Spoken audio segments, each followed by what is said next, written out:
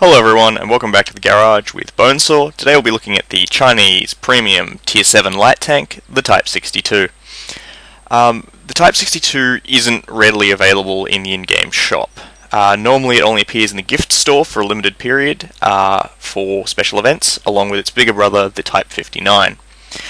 Now, this is a light tank that I was very hesitant about, because of the Chinese tech tree, I haven't played too much, and I've mainly been playing it to find out if it's any different to the Soviet tech tree. Obviously, there are the tanks that are direct clones, like the Type T-34 and the IS-2, but it's the higher tier ones, like the WZ-110, the Type 5916, I believe, or is it 56? I'm not sure. It's one of their higher tier light tanks. I want to see if they're any different and if they have kind of a unique playstyle. And so, understandably, I was hesitant about the Type 62. I've enjoyed some of the low tier tanks. The Chiha you can see in my garage, I kept that because I very much enjoyed it. The Type T-34, I'm not enjoying. It's an absolute piece of junk. But the Type 62 is great. In my opinion, this is arguably one of the best light tanks in the game. And it's what I think every light tank should be like. And that's mainly because of its gun. There are other things that play into it, but the gun on this thing is an 85mm gun, and it's good. It has 145mm of penetration, average, 180 damage average, 0.37 accuracy. I mean, that's not amazing, but the point is, this thing can damage plenty of tanks at Tier 7 from the front. Even more importantly, it will definitely damage them from the sides or the rear. My biggest gripe with a lot of light tanks, things like my VK1602 Leopard and my M5A1 Stuart when I was playing it, was that often you'd get into games where you'll be matched against heavy tanks who you can't even scratch if you're shooting them in the rear plate. The best I'd ever done in my Panzer 38 NA was to kill other light tanks, and one occasion where I shot a very, very low health KV-3 in the rear plate and managed to kill him. So a lot of light tanks, just have an anemic gun, and you have no fun in them because you can't contribute any damage. You're essentially just a pair of eyes on tracks, albeit a pair of eyes that die very quickly. Not true for the Type 62. It's a valid threat. So when your job spotting is done, you can actually contribute to the fight. Like any light tank, your armor's not amazing. 35mm hull, 45mm turret. You can bounce some shots on this Super Bowl turret, but aside from that, it's, you take a hit, you're going to take some damage. Thankfully, with 880 hit points, you can take one or two hits before you die. You won't be vaporized by 122mm guns. But you don't want to be taking hits. You're a light tank. You go fast. That's your job. You're like Sonic the Hedgehog. Got to go fast. Speed limit of 60. Generally, it'll average out more at 52, but it has pretty good power to weight ratio. It has power to weight ratio of about 20.38. So that's on the good side of things. It'll accelerate quick. Its traverse speed, 54 degrees. Whew, that's good. 48 turrets traverse is also very good. Circling enemy tanks in this tank is a very viable option. You don't lose huge amounts of speed in turns. You do lose a little bit, but when you come off on the straight, you'll be able to really recoup that speed quite easily. 390 meter view range is alright. It's a little bit lacking for Tier 7, considering that, some of the Tier 5 tanks have about 390 meters of view range. But if you want to be a passive scout, take binoculars. If not, it's acceptable. I haven't taken binoculars because I haven't found I've needed them.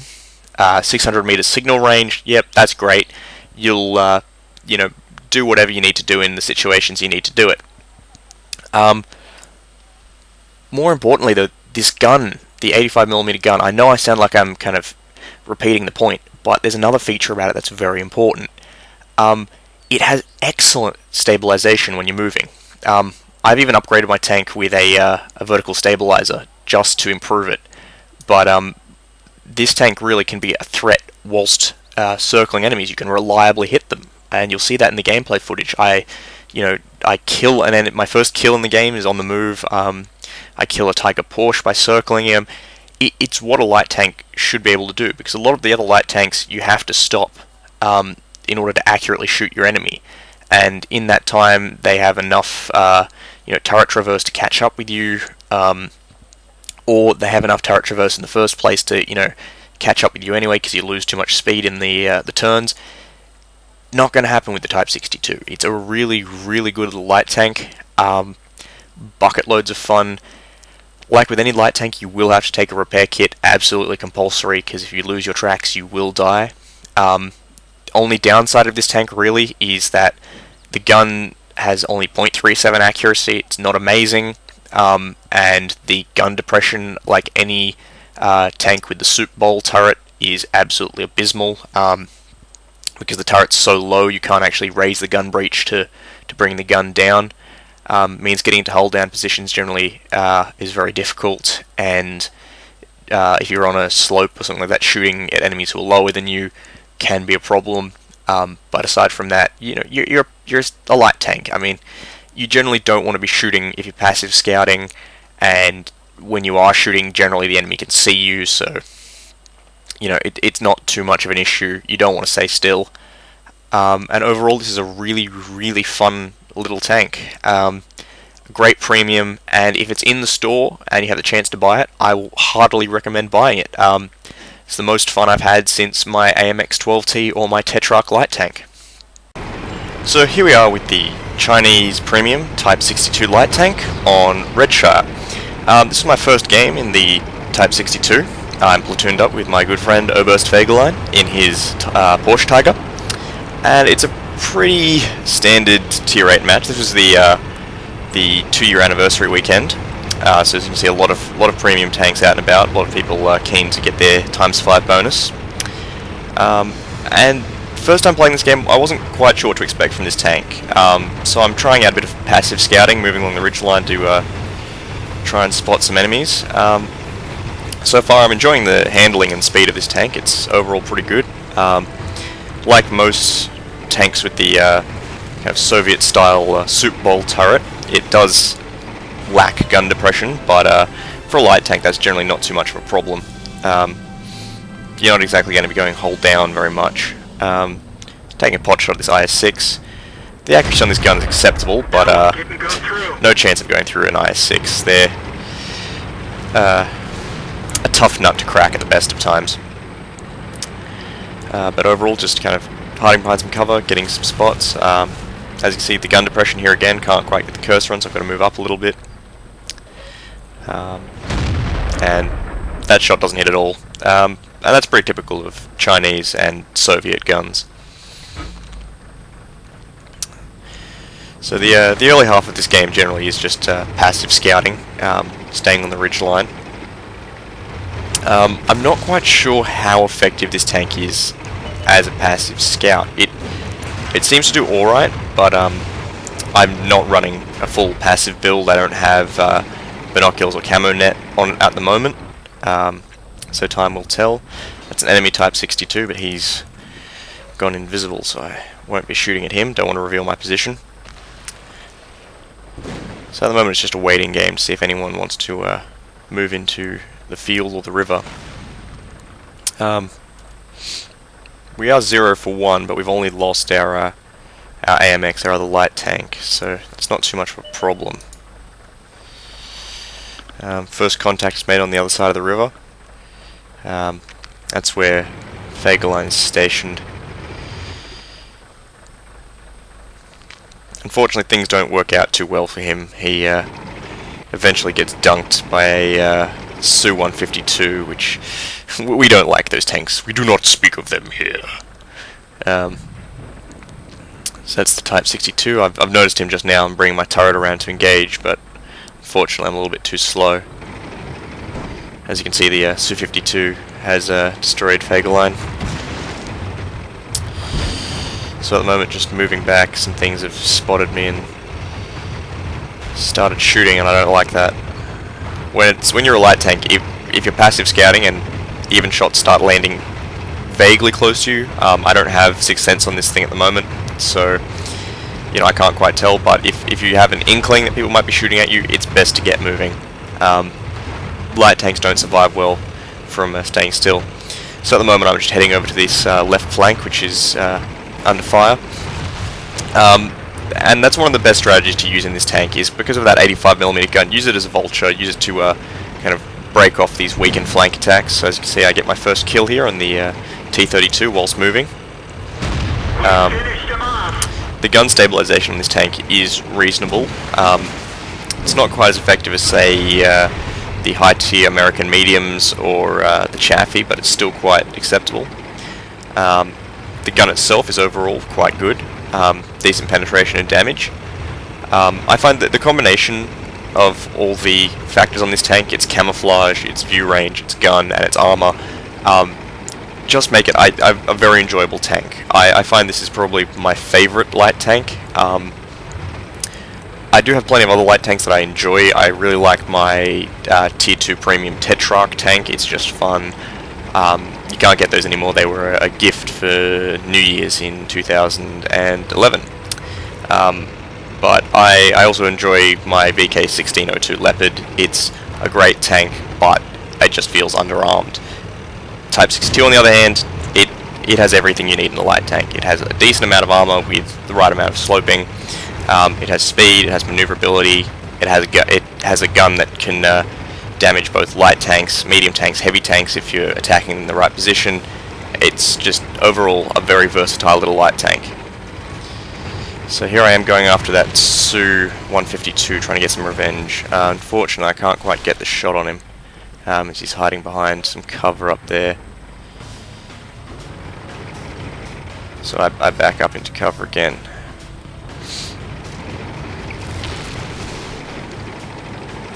Overall, we are taking some substantial losses. We've just lost our Chinese heavy tank, the 110. There's a Tiger Porsche down there, and that shot did in fact hit him. You'll see him again shortly, and he'll have lost the health.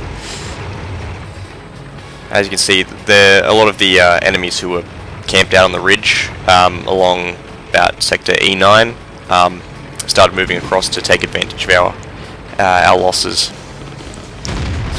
Put another shot into that Tiger P. That wound up hitting the mantlet, actually. So while the gun is good, even against mantlets of heavy tanks, even medium tanks, it won't penetrate that. It is still best to attack the flanks and rear like any light tank. So here I am just trying to get some more scouting in, trying to spot things for your team. With light tanks, a lot of people when they're starting out, and even when they're quite higher up in light tanks, we'll try the suicide rush, just kind of head straight out at the start of a game. I think that's only really a good tactic if you're in something like a T50-2, because they're fast and maneuverable enough to kind of dodge everything that's being shot at them.